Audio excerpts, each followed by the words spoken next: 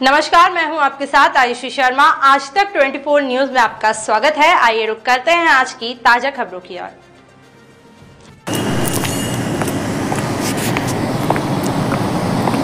जिले में कर्मकांड में ब्राह्मणों के इस्तेमाल के खिलाफ चलाए जा रहे अभियान को लेकर बैठक हुई। गौरतलब है कि काली मेला निवासी नानी गोपाल की मौत के बाद किसी भी काम में ब्राह्मणों के इस्तेमाल को लेकर काली मेला में तनाव की स्थिति थी। 13 दिनों से उनके घरों में रिश्तेदार के भोजन के दौरान लगाए जाने वाले टेंट को पास के शिव मंदिर से जोड़ने को लेकर चर्चा चल रही थी। परिवार का कहना था कि ब्राह्मणों के बिना टेंट की शुद्धि नहीं होगी और काली मेला क्षेत्र के निवासी भोजन में शामिल नहीं होंगे। टेंट लगाने को लेकर चर्चा के दौरान शक्ति ओझा ने इसका विरोध किया तो मृतक के परिवार ने उनके साथ दुर्व्यवहार किया। शक्ति ने जब ऐसा कहा तो उन्होंने ब्राह्मणों के इस्तेमाल पर कोई आपत्ति नहीं जताई। उन्होंने टेंट को मंदिर से जोड़कर टेंट लगाने का विरोध किया। इस संबंध में थाने में शिकायत भी दर्ज कराई है। पत्रकार वार्ता में ओझा एवं विभिन्न हिंदू संगठनों और ब्राह्मण समाज के लोगों ने कहा कि ब्राह्मणों का किसी भी कार्य में उपयोग नहीं होना चाहिए। खासतौर पर कुछ लोगों के लिए जिले में मथुआ समाज कहकर दुष्प्रचार किया जा रहा है। भोले भाले मथुआ इस दुष्प्रचार का शिकार हो रहे हैं और समाज में अप्रिय स्थिति भी पैदा कर दी। वे खासतौर पर सुधांशु राबिन अनिमे आशा माली को मानते हैं।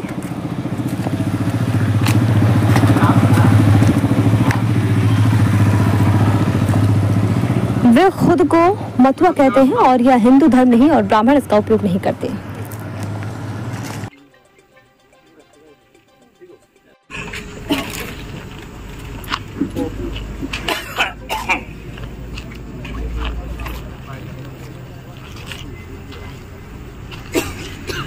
লাগায় কিন্তু শুক্লাল বিশ্বাস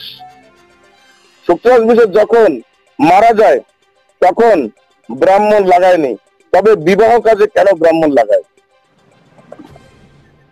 মতুয়া সম্প্রদায়ের আচার্যগণ আসাম আলী, রবীন বিশ্বাস, ভোলানাথ বিশ্বাস, সুভাষ তরফদার, অনিবেশ মন্ডল, রাজারায় মন্ডল এনারা ব্রাহ্মণ দিয়ে সকলে নিজের বাড়ির কাজ করে। কিন্তু ভক্তদেরকে কেন, ভক্তদের মধ্যে কেন এই দুষ্ভাবনা, দুশ্চিন্তা বা সমাজের উপর একটা দুর্নীতি কেন ফেলাচ্ছে?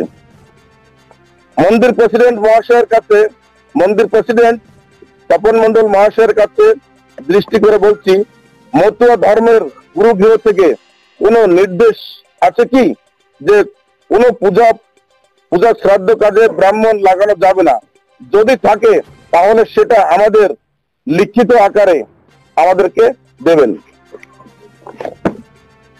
আসাম আলী উনি প্রথমে ছিলেন আমার দীক্ষাগুরু শ্রী নিত্যানন্দ ব্রহ্মচারীর শিষ্য, তারপরে উনি কৃষ্ণতন্ত্র, তারপরে উনি সৎসঙ্গ, তারপরে উনি সতীমার্থিক দীক্ষা নেয়, তারপরে উনি হরি মন্দির থেকে দীক্ষা নেয়। সুভাষ তরফদার যাকে ওনার স্ত্রী একজন সৎসঙ্গী, তো এনরা একের পর একে এনাদের ঘরে 2-3 রকমের ধর্ম নিয়ে এনরা চলবে আর সমাজের ভিতরে অশ্লীল শুরু করবেন না। মালকানগিরি বসবাস করা সকল সনাতনী ভাইদের অনুরোধ করে বলছি, আপনারা সকলে একটা ধ্যান রাখবেন।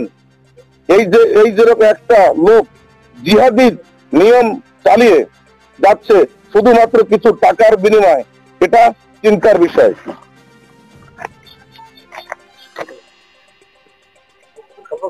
গত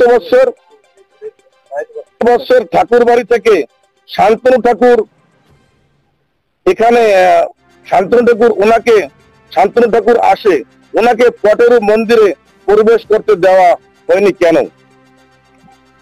এনারা বলে ব্রাহ্মণরা মদ খায়, মাছ খায়, মাংস খায়, লেখাপড়া জানে না, তাই লেখাপড়া জানে না, মূর্খ, তাই এদেরকে আমরা লাগাই না।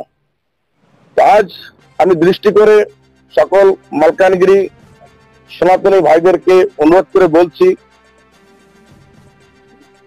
মতুয়া ভক্তদেরকে আমি অনুরোধ করে বলছি, আজকে মাত্র 1% না, মালকানগিরি ডিস্ট্রিক্টে 1% না মতুয়া ভক্ত যারা নিজের ব্যক্তিগত স্বার্থের জন্য এরা পুরো সমাজকে, মতুয়া ধর্মকে মনে হয় কোন জিহাদির কাছে বিক্রি করছে, সেরকম একটা রাস্তা আমরা দেখতে পাচ্ছি। বাকি এনাদের বাড়িতে ভোলা বিশ্বাস ওনার মেয়ের বিবাহ ব্রাহ্মণ দিয়ে করেছে, ওনার মার শ্রাদ্ধ ব্রাহ্মণ দিয়ে করেছে, আসাম আলী ওনার ছেলের বিবাহ ব্রাহ্মণ দিয়ে করেছে, রবীন বিশ্বাস ওনার মার শ্রাদ্ধ ওনার ভাইরা ব্রাহ্মণ দিয়ে করেছে, অনিমেষ মন্ডল গত বছর গৃহপ্রবেশ ব্রাহ্মণ দিয়ে করেছে। কিন্তু নিজের বাড়ি ব্রাহ্মণ লাগায়, বাকি সমাজে নিরহ সরল ভক্তদেরকে এনরা শুধু সমাজে এই ধরনের বিদ্রোহ সৃষ্টি করে। তাই আমি সকলকে বলছি, সকলকে অনুরোধ করে বলছি, আপনারা মালকানগিরি বসবাস করা সকল সনাতনী হিন্দু ভাইদেরকে অনুরোধ করে বলছি, আজকে দেখেন, আজকে আমাদের ঘরের কথা নিয়ে আমরা বাইরের লোককে ডেকে আমরা ঘরের মিটিং করছি, এটা কতটুকু যুক্তিযুক্ত এটা আপনারা বিচার করবেন। আমি বিশেষ কিছু বলবো না, সকলের মঙ্গল কামনা করে আমি আমার বক্তব্য এখানেই রাখছি। खबरों की ओर चैनल को सब्सक्राइब करें, बेल को दबाएं ताकि आने वाली नोटिफिकेशन आप तक